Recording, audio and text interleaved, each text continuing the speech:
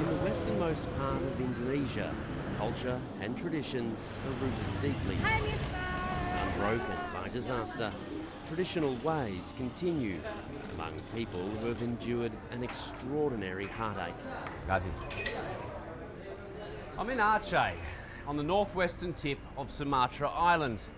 It's famous for its coffee, and also well known for the devastation that the tsunami brought here. This was the hardest hit region. Waves of up to 30 metres high were recorded rolling in from the ocean, leaving a wasteland of devastation and shattered lives.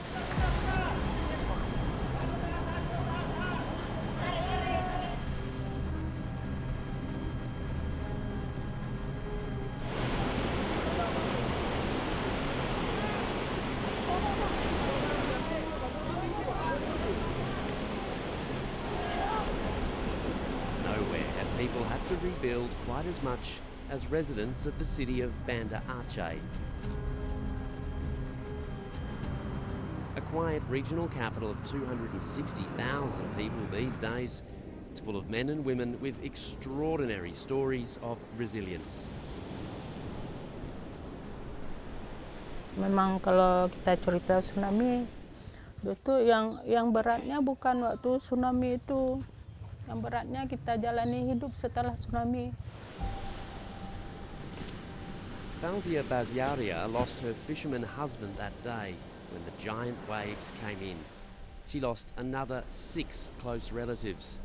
But it could have been far worse for the mother of 5. Jadi setelah gempa, kita lebih kurang 30 menit itu air laut naik. Setelah gempa itu nggak masuk lagi ke rumah. Saya pada saat itu ada bayi 5 bulan, saya gendong, lagi saya kasih makan untuk bayi. Dibilang air laut naik, belum percaya, belum percaya. Jadi anak saya yang laki waktu itu masih sekolah SMP, kelas 2 SMP, dia di TPI, tempat pelelangan ikan itu, udah lihat air. Bunda-bunda naik terus di situ. Sebagian besar mereka lari menuju Masjid Baitur Rahman yang berada puing-puing bekas gempa. As torrents of black water engulfed Banda Aceh, Fauzia and her children had a stroke of luck. A fishing boat from the city's port drifted over and became lodged on the roof of a house nearby.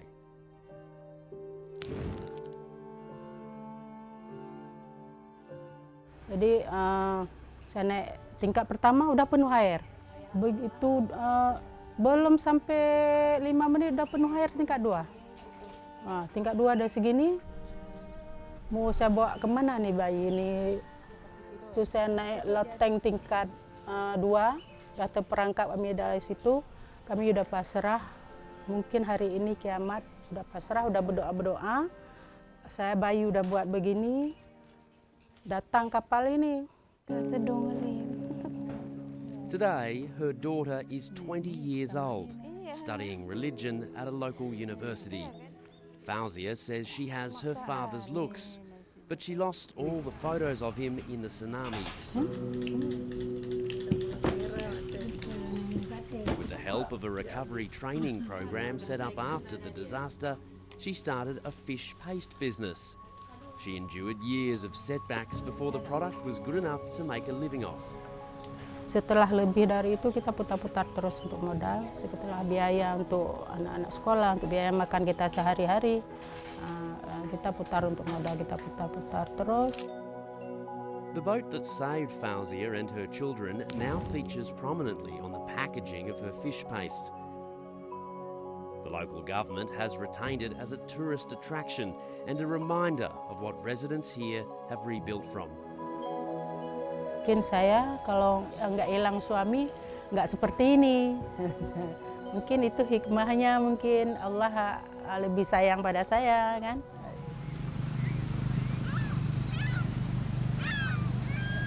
While the tsunami changed lives and upended families, it had an unexpected effect on the politics in Aceh. For years, people here were caught up in a conflict between armed pro-independence rebels and Indonesia's military.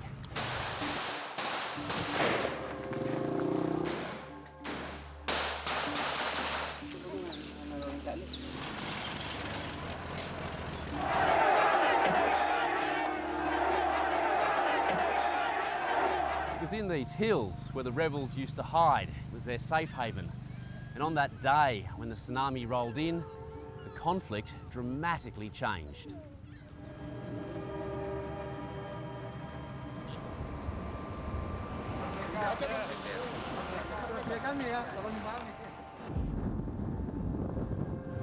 In December 2004, former pro-independence fighter Afrizal bin Ferry Abdullah and his comrades were hiding from military patrols in the hills around Banda Aceh. Ada semacam meeting dengan kawan-kawan karena keadaan sebelum tsunami kita kan sudah terkepung. Sudah beberapa bulan TNI sama Polri tidak membiarkan lagi kami bisa menyusup ke kampung-kampung.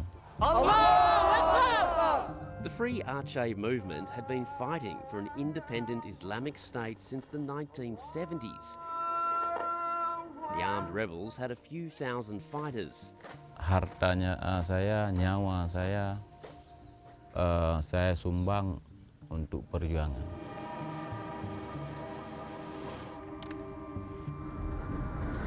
But when the earthquake and tsunami devastated the place they were fighting for, their priorities changed. Ombak ini kan langsung diambil semua bot nelayan yang ada itu diambil semua, sehingga rata semua. Jadi setelah 5 menit atau 10 menit kemudian itu banyak orang di laut minta tolong, Pak. Minta tolong. Ya Allah. Jadi selesai kejadian itu sunyi kayak kita melihat film Titanic itu, Pak. Ya, jadi kan setelah sunyi puing-puing bot itu udah hanyut semua. Jadi kita pengen menolong tapi tidak ada daya. Jadi kayak teriris-iris lah. Kita yang melihat, kita yang menyaksikan. The tsunami did what years of negotiation and armed conflict could not. It halted the fighting. And in 2005, a peace agreement was signed, making Aceh a special autonomous province of Indonesia, the only one with Sharia law. We aim to end violence and to begin a new life. Our commitment is to value human life for human dignity. Some former fighters went into politics. Afrizal went to sea. Tapi kalau pemimpin kita sekarang saling bercekcok, saling berebut kekuasaan yang tidak menentu, yang tidak menjadi satu kehormatan untuk orang Aceh, jadi saya rasa sia-sia. 20 years on, the peace has held. The communities have rebuilt. A walk through the city gives few telltale signs of Aceh's troubled past. It's hard to imagine these days the scale of the destruction 20 years ago, but if you ask the locals, they'll tell you. This mall, for example, they say it had to be completely rebuilt after the original one collapsed in the earthquake.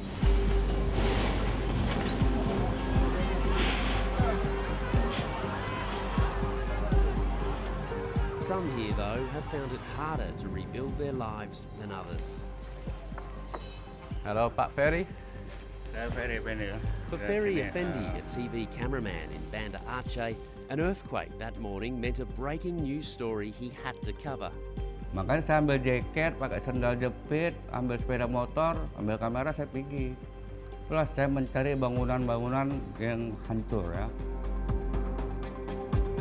5 menit kemudian masyarakat rame semua di depan Masjid Raya itu mengarah lari. Penuh tuh jalan. Orang teriak-teriak, air naik, air naik. Saya belum ngeh waktu itu, air apa maksudnya gitu kan.